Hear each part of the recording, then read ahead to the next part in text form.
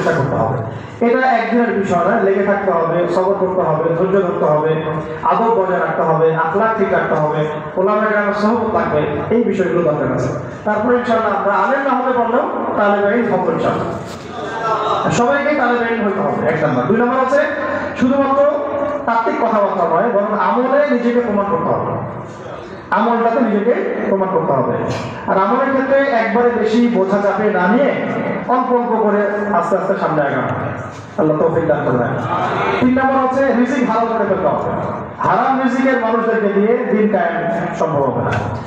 ঠিক আছে? 3 নম্বর, যত রকম সুদ ঘুষ আর এনজিও যেগুলো আছে এগুলো থেকে নাম কাটায় ফেলেন, আল্লাহর রাস্তা নাম কাটায় ফেলেন। 4 নম্বর হচ্ছে যে আমরা সব কাজে আদেশ করি মাশাআল্লাহ, এটা তো আমাদের মধ্যে চালু আছেই, তাবলীগের মেহনত চালু আছে, সব ঠিক আছে। অন্যায় কাজে নিষেধটাকে বাড়াতে হবে, অন্যায় নিষেধটাকে বাড়াতে হবে। সব কাজে আদেশের সাথে সাথে অন্যায় নিষেধটা বাড়াতে হবে, কারণ এটা বেশি জরুরত হয়ে গেছে এখন। অন্যায় প্রতিবাদ না করলে, বাধা না দিলে এরা লাইভ হয়ে যাবে। পাশে কনসার্ট হচ্ছে, আমরা যদি এখানে বয়ান করতে থাকি ফায়দা নাই। যদি আপনারা এখান থেকে 10 জন 50 জন গিয়ে ওকে বন্ধ করেন তখন ফায়দা আছে। আর ওই ফায়দাটা কিন্তু এককেন্দ্রিক ফায়দা না, আপনার ফায়দা ভোগ করছে পুরো এলাকার মানুষ। ওই ধুমধাক্কা গান বাজাতো পুরো এলাকা কলুষিত হচ্ছে, পুরো এলাকার মানুষকে পাপ করতে হচ্ছে, পুরো এলাকার মানুষের ঘুম নষ্ট হচ্ছে। আর আমি যদি ওদেরকে খালি মিষ্টি মিষ্টি দাওয়াত দেই, দেখা যাবে সে ওটাকে গায়ে লাগাবে না। যদি আমরা ঐক্যবদ্ধভাবে প্রতিবাদ করি, বন্ধ হয়ে যাবে। তাই আমরা ওই মানুষের সাথে নাহি আনিল মুনকার থাকতে হবে, প্রত্যেকটা মসজিদ ভিত্তিক, এলাকা ভিত্তিক, এবং ওলামায়ে কেরাম তার নেতৃত্ব দেবেন ইনশাআল্লাহ। মাশওয়ারা করে আগানো, মাশওয়ারা ছাড়া আমার না যাওয়া। তবে এখানে সাহসিকতার পরিচয় দিতে হবে, কারণ যারা পাপ করে, জুলুম করে, ওদের মন এমনি দুর্বল থাকে, একটু ধাক্কা দিলে দেখবেন কাঁপাকাঁপি শুরু করছে, এরকম হয়। আল্লাহ পাক আমাদের বোঝার তৌফিক দান করেন। আরেকটা বিষয় বলতে চাই যে পারিবারিক মূল্যবোধগুলোকে ঠিক করে ফেলা এবং সন্তান সন্ততিদেরকে মুজাহিদ হিসেবে মানুষ করতে শুরু করা। যদি পরিবার দেখা যায় যে অনেক বোঝানোর পরেও বা অনেক চেষ্টা করার পরেও আপনার আইডিওলজির সাথে ম্যাচ করছে না বা কোনোভাবেই পেরে ওঠা যাচ্ছে না, সেক্ষেত্রে আমি বলি প্রয়োজনে আসহাবুল কাহাফ হয়ে যান। প্রয়োজনে আসহাবুল কাহাফ হয়ে যান, তারপরেও নিজের লক্ষ্য থেকে বিচ্যুত হবে না। বাচ্চাদেরকে একদম ডিনামাইট করে আগামী দিনের ওমর, হামজা, খালিদের মতো মানুষ করতে হবে। ঠিক আছে? একদম বাচ্চাদেরকে, তাদেরকে নিয়ে কোনো ছাড় দেওয়ার কোনো সুযোগ নাই। নিজের ঘরটা হবে একটা ইসলামী রাষ্ট্র, মানে আপনার ঘরে একটা রাষ্ট্র, ওইখানে আপনার হুকুম চলে, কার হুকুম চলে? আল্লাহর হুকুম চলে, রাসূলের হুকুম চলে, এবং আপনি তার প্রতিনিধি। আপনি হচ্ছেন আপনার ঘরে আল্লাহর খলিফা। ঠিক আছে কথা? এরপরে প্রয়োজন হচ্ছে ওলামায়ে কেরামের ঐক্য, যেটা নিয়ে আমরা বারবার কথা বলছি। ইনশাআল্লাহ এই ঐক্য হয়ে যাবে ইনশাআল্লাহ। ওলামায়ে কেরাম তো সব বুঝেনি মাশাআল্লাহ।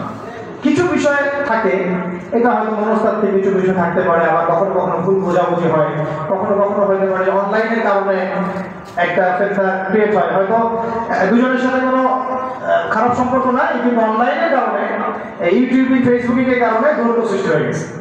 এমন হয় না? এই জন্য এদেরকে নিয়ন্ত্রণ করতে হবে। এটা বলতে ভুলে গেছিলাম, মিডিয়া নিয়ন্ত্রণ করতে হবে। মিডিয়া নিয়ন্ত্রণ না করলে আপনি দিন কাজ করতে পারবেন না। মিডিয়াগুলোকে কন্ট্রোল করতে হবে এবং আমাদের স্বতন্ত্র মিডিয়া তৈরি করতে হবে। আমাদের স্বতন্ত্র মিডিয়া তৈরি করতে হবে। আর এই পশ্চিমা মিডিয়া, সেকুলার মিডিয়াগুলো এই দিক থেকে চোখ ফিরিয়ে নিতে হবে। এদের কথা শোনা যাবে না, এদের কথা শোনাও যাবে না, এদের পত্রিকা পাওয়া যাবে না। তো কি দেখে বরং ওটাকে কিভাবে ব্যান করা লাগে, বয়কট করা লাগে, আর এর বিকল্প কিভাবে পত্রিকা তৈরি করতে হয়, মিডিয়া তৈরি করতে হয়, এই ফিকির আমাদেরকে করতে হবে। মিডিয়া একটা যুদ্ধ, মিডিয়া কি একটা যুদ্ধ। এই বাংলাদেশে এই হাজার হাজার ওলামায়ে কেরামের এই মাজলুমিয়াতের পিছনে দায়ী হচ্ছে প্রথম আলো ডাইজেস্টটা, কিন্তু আমরা ওদেরকে বন্ধ করতে পারবো না। এই যে বললাম যে ওই পর্যায় পর্যন্ত না গেলে আপনি এটা করতেও পারবেন না। পারবেন একা একা যদি আমি ওখানে মিছিল করি, ওকে বন্ধ হবে? ভাঙচুর করলে দেখবেন ওর প্রতি ওর সিম্পেথি তৈরি হবে। হ্যাঁ রে, বেচারাকে এভাবে মাইক দিল, ওর অধিকার নিশ্চিত করার জন্য দেখা যাবে 10 প্লাটুন বিজেপি মোতায়েন করে দিচ্ছে। তখন আপনি কি করবেন? তো এটা আমাদের ওই পর্যায়ে গিয়ে করতে হবে। আল্লাহ আমাদেরকে করার তৌফিক দান করেন। আর আপাতত আমাদেরকে বিকল্প মিডিয়া তৈরি করতে হবে এবং ওদের এইসব প্রোপাগান্ডায় কোনোভাবেই কান দেওয়া যাবে না।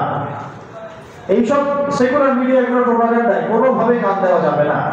ওয়াল্লাহি এরা মিথ্যা কথা বলে, ওয়াল্লাহি এরা মিথ্যা কথা বলে, ওয়াল্লাহি এরা মিথ্যা কথা, এরা মিথ্যাচার করে, ওলামায়ে কেরামের চরিত্র হরণ করে, এরা ইসলামকে জঙ্গিবাদের ধর্ম বানাইছে, নাউজুবিল্লাহ।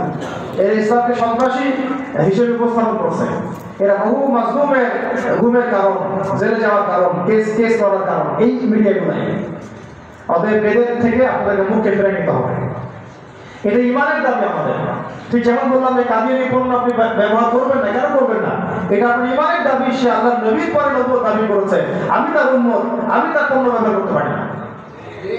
ঠিক একইভাবে এরা ইসলামের বিরুদ্ধে যেমন করছে, ইসলামকে গালি দিচ্ছে, ওলামায়ে কেরামের চরিত্র হনন করছে, আমার দিনকে কটূক্তি করছে, আমি এসব পত্রিকা তার কাছে যাবো না, প্রয়োজনে ওখানে চাকরিও করবো না, ওটা বিক্রিও করবো না, ওটা দোকানে রাখবো না।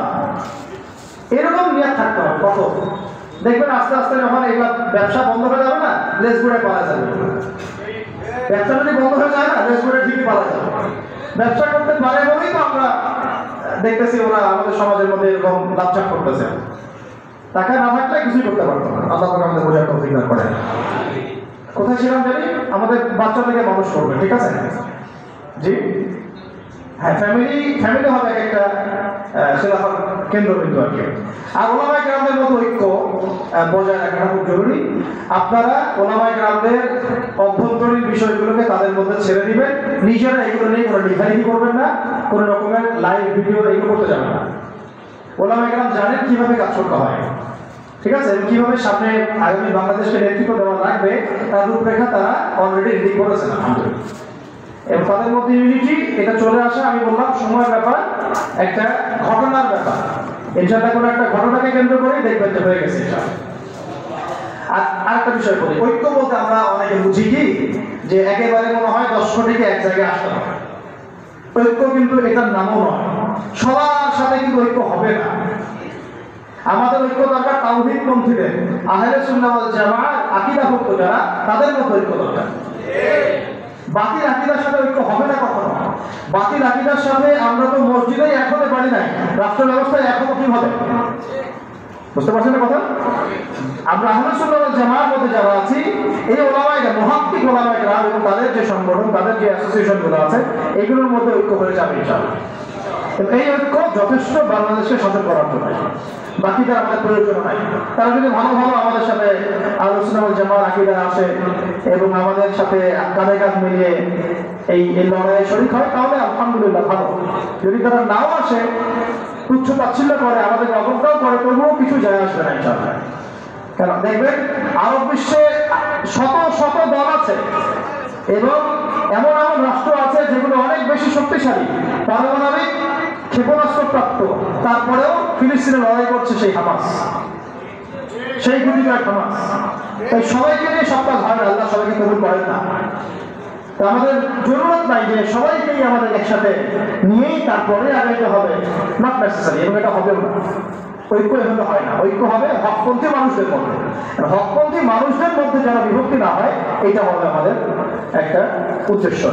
আমরা যেন এটাকে না বাড়াই, মানে বিভক্তি আর না বাড়াই। আর আল্লাহর রাস্তে ওলামায়ে কেরামদেরকে আমি আমার পক্ষ থেকে আর কি, আমার জায়গা থেকে বিনয়ের সাথে এটা আর কি মাশওয়ারা বলেন, ছোট ভাই হিসেবে পরামর্শই বলেন, আমরা যদি তাগুতকে, ফ্যাসিস্টদেরকে আরো একবার চান্স দেই, আমি আপনাদেরকে এনশিওর করতেছি না থাকবে আমাদের দেহ আর না থাকবে আমাদের কল্যাণ। অতএব বৃহত্তর স্বার্থে এখন আমাদের সমস্ত ক্ষুদ্রতর স্বার্থগুলা বিসর্জন দেওয়া হবে। আল্লাহ পাক আমাদের সবাইকে তৌফিক দান করবেন। আর এর সাথে লাগবে আপনাদের এই তরুণ প্রজন্মের একটা সাহসী ঈমানভিত্তিক অবস্থান। আমরা ওলামায়ে কেরামের সাথে আপনাদেরকে পাশে চাই। আমরা সবাই আমাদের যার যার জান মাল সময় শ্রম দিয়ে আল্লাহর রাস্তার দাওয়াতে থাকবো, আল্লাহর পথে জিহাদে থাকবো ইনশাআল্লাহ। যতদিন পর্যন্ত বাংলাদেশে ইসলামী খেলাফা কায়েম হয় নাই, শরিয়া কায়েম হয় নাই, আমরা ততদিন পর্যন্ত হাল ছাড়বো না ইনশাআল্লাহ। ততদিন পর্যন্ত আমরা কোনো অবস্থাতেই ক্ষান্ত হবো না ইনশাআল্লাহ। আর যদি ইনশাআল্লাহ হয়েও যায়, তারপরে আমাদের কাজ শেষ হয়ে যাবে না, বরং কাজ তখন থেকে শুরু হবে ইনশাআল্লাহ। আল্লাহ পাক আমাদের সবাইকে ওই কাফেলায় শরীক হওয়ার তৌফিক দান করেন এবং এই মোবারক কাফেলায় আমাকে, আপনাকে, আমার সন্তানকে, আপনার সন্তানকে, আমাদের ওলামায়ে কেরামদেরকে আল্লাহ পাক সুস্থতার সাথে, আফিয়াতের সাথে, নিরাপত্তার সাথে অংশগ্রহণ করার, দূরে থাকার, লেগে থাকার তৌফিক দান করেন। আজকের মতো এখানে শেষ করছি। ইনশাআল্লাহ আগামী মাসে বা আগামী পর্বে আছে আরো বিস্তারিত কথা হবে ইনশাআল্লাহ। আল্লাহ পাক আমাদের সবাইকে আল্লাহর জমিন আল্লাহর দ্বীন কায়েমের তৌফিক দান করেন। আমিন। সবাই একটা দোয়া আমার সাথে পড়েন, তারপরে মোনাজাত হবে ইনশাআল্লাহ। সুবহানাকা আল্লাহুম্মা ওয়া বিহামদিক আশহাদু আল্লা ইলাহা ইল্লা আনতা আস্তাগফিরুকা ওয়া আতুবু ইলাইক। একটু বসেন, মুখতাসার একটা দোয়া হবে, তারপরে যান।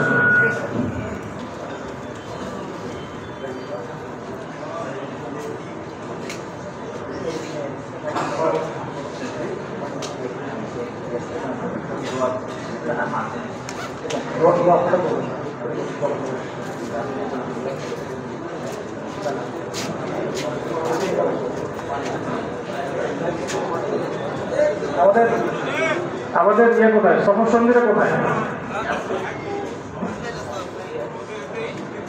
কি করো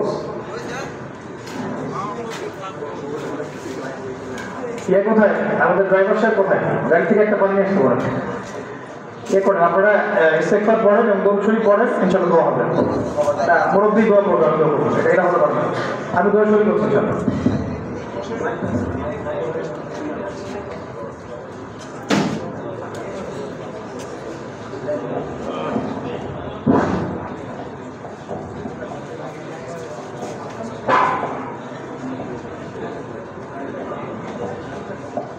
আলহামদুলিল্লাহ, দোয়ার মাধ্যমে ইনশাআল্লাহ আমাদের প্রোগ্রামের সমাপ্তি হবে। আজকের আমাদের প্রোগ্রামের দোয়া পরিচালনা করার জন্য সবিনয় অনুরোধ জানাচ্ছি জাতীয় উলামা শেখ আইমা পরিষদের সম্মানিত সভাপতি হাফেজ মাওলানা শরীফুল আনসারী ভাই। আলহামদুলিল্লাহ, আমরা তখন যাবত অত্যন্ত গুরুত্বপূর্ণ আলোচনা শুনেছি, যেটা আমাদের জীবনের পাখি হিসেবে আমরা গ্রহণ করবো। এবং জাতীয় উলামা শেখ আইন পরিষদের উদ্যোগে আমরা ইনশাআল্লাহ আগামী বছরও আমাদের প্রিয় ভাই ওস্তাদ আবুল মাহমুদ আদনান হাফিজুল্লাহকে আমরা আবারও আগামী বছর আইন পরিষদের ব্যানারে আমরা ওনাকে দাওয়াত করবো, এই জন্য আমাদের দাওয়াত কবুল করেন।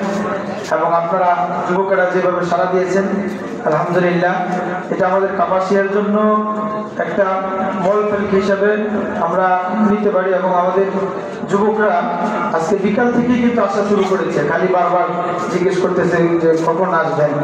তা আলহামদুলিল্লাহ আমরা ওনার কাছেও কৃতজ্ঞ, আপনাদের কাছে কৃতজ্ঞ, এবং মসজিদ কমিটি জনাব মোহাম্মদ ডক্টর আব্দুল মান্নান আকন্দ